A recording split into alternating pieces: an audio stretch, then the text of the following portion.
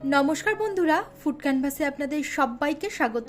আজ শেয়ার করব দারুণ সুস্বাদু কাঁচকলার কোপ্তাকারির রেসিপি, যেটা ভাত বা রুটির সঙ্গে অসাধারণ লাগবে। কাঁচকলার কোপ্তাকারি বানানোর জন্য আমি এখানে 3টে বড় সাইজের কাঁচকলা নিয়েছি, আর কাঁচকলাগুলোকে 3 টুকরো করে কেটে জলের মধ্যে ভিজিয়ে রেখেছি। এভাবে যদি কলাটাকে কেটে জলের মধ্যে ভিজিয়ে রাখা যায়, তাহলে কলা থেকে যে কষ ভাবটা বেরোয়, মানে কালো কালো যে ভাবটা বেরোয়, সেটা একদমই থাকবে না।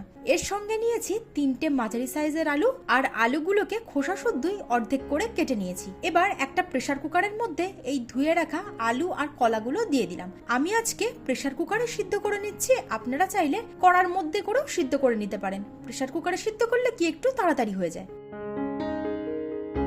এর মধ্যে দিয়ে দিচ্ছি পরিমাণ মতো জল।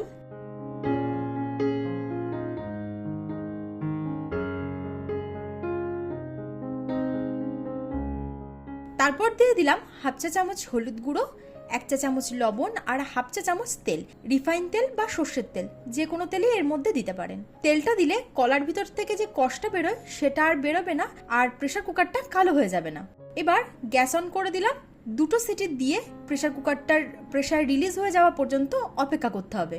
প্রেসার কুকারে 2টো সিটি দেওয়ার পর গ্যাসটাকে বন্ধ করে কিছুক্ষণের জন্য রেখে দিয়েছি। এবার এর ভিতর থেকে কলা আর আলুটাকে বের করে নিয়ে ঠান্ডা করে নিয়েছি, কারণ ঠান্ডা না করে নিলে কিন্তু এগুলো মাখা যাবে না।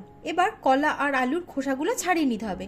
কলাটা ছাড়িয়ে নেওয়ার সময় অবশ্যই এটা খেয়াল করবেন যে যদি কলাগুলো খুব কচি হয়, তাহলে হাত দিয়ে চেপে এর মধ্যে যে এক্সট্রা জলটা আছে সেটা ফেলে দেবেন।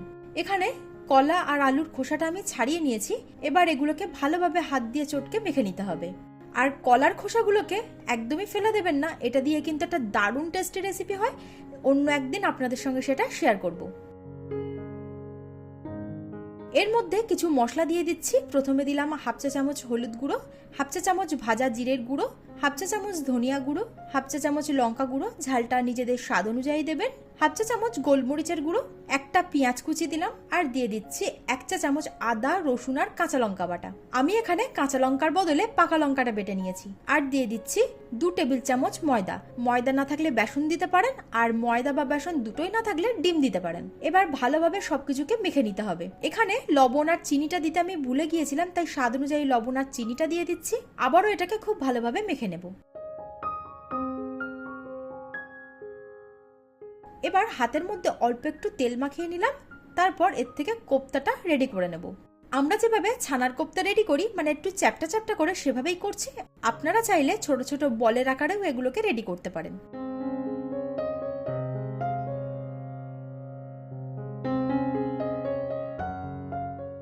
সমস্ত কোপ্তাগুলো রেডি করে নেওয়ার পর এগুলোকে ভেজে নিতে হবে।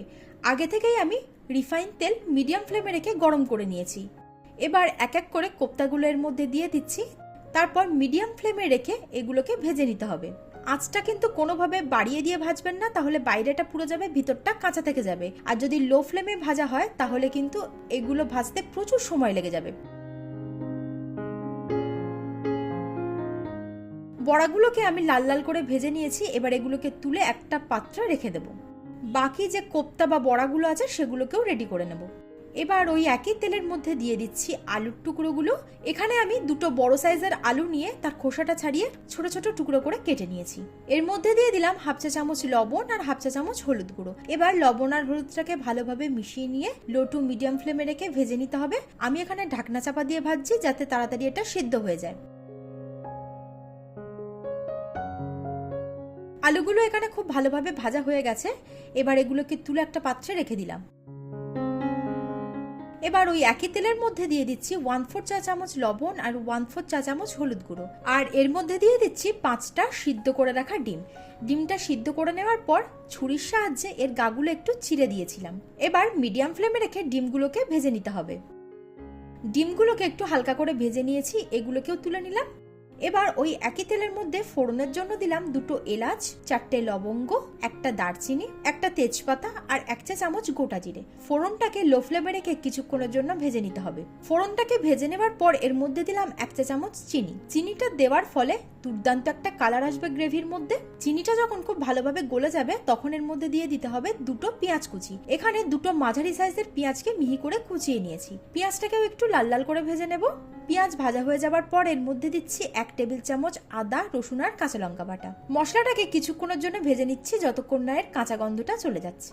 এবার এর মধ্যে দিয়ে দিলাম একটা টমেটো পেস্ট। আপনারা চাইলে টমেটোটাকে ছোট ছোট টুকরো করেও কেটে দিতে পারেন। টমেটোটাকে একটু নাড়াচাড়া দেবার পর ফ্লেমটাকে লোতে রেখে এর মধ্যে দিয়ে দিচ্ছি স্বাদ অনুযায়ী লবণ, 1 চা চামচ হলুদ গুঁড়ো, 1 চা চামচ জিরে গুঁড়ো, 1 চা চামচ ধনিয়া গুঁড়ো, 1 চা চামচ লঙ্কা গুঁড়ো, ঝালটা নিজেদের স্বাদ অনুযায়ী দেবেন, 1 চা চামচ কাশ্মীরি লাল লঙ্কার গুঁড়ো, এটা দিলাম কালারের জন্য। এবার মশলাটাকে খুব ভালোভাবে কষাতে হবে, তবে এরই মধ্যে দিয়ে দিচ্ছি অল্প একটু জল, যাতে মশলাটা কষানোর সময় কোনোভাবে পুড়ে না যায়। মশলাটাকে খুব ভালোভাবে কষিয়ে নিয়েছি আর এর থেকে এখন তেল ছেড়ে দিয়েছে। এর মধ্যে দিয়ে দিচ্ছি ভেজে রাখা আলুর টুকরোগুলো। এবার মশলার সঙ্গে আলুটাকে মিনিট খানেকের জন্য কষিয়ে নেব। তারপর এর মধ্যে দিয়ে দিলাম আমি গরম জল। তো এখানে আমি 4 থেকে 5 কাপের মতো গরম জল দিয়ে দিচ্ছি। আপনারা যতটা গ্রেভি রাখতে চান সেই অনুপাতেই কিন্তু জলটা দেবেন। এবার ঢাকনা চাপা দিয়ে হাই ফ্লেমে 4 থেকে 5 মিনিটের জন্য ফুটিয়ে নিতে হবে।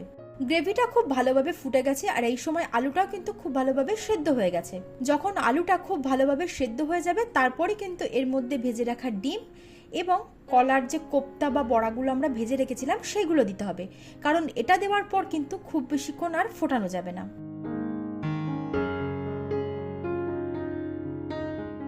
সমস্ত কলার বড়াগুলো এর মধ্যে আমি দিয়ে দিচ্ছি।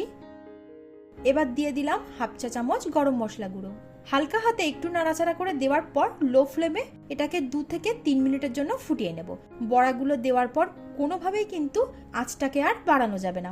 2-3 মিনিট লো ফ্লেমে ফুটিয়ে নেওয়ার পর আবারও একটু নাড়াচাড়া করে দিচ্ছি। এবার সবশেষে দিয়ে দিলাম 1/2 চা চামচ ঘি আর দিচ্ছি 1/2 চা চামচ গোলমরিচের গুঁড়ো আর সামান্য পরিমাণ দিয়ে দিলাম ভাজা জিরের গুঁড়ো। এবার গ্যাসটাকে বন্ধ করে 5 মিনিটের জন্য ঢাকনা চাপা দিয়ে রেখে দিলেই কিন্তু আমাদের কাঁচকলার কোপ্তাকারি একদম রেডি। আজকের রেসিপিটি আপনাদের কেমন লাগলো অবশ্যই কমেন্টে জানাবেন। ভালো লাগলে লাইক আর শেয়ার করতে ভুলবেন না। আজ তবে এই পর্যন্তই, আবার হাজির হয়ে যাব নতুন একটা ভিডিও নিয়ে। আপনারা ভালো থাকবেন, সুস্থ থাকবেন। ধন্যবাদ।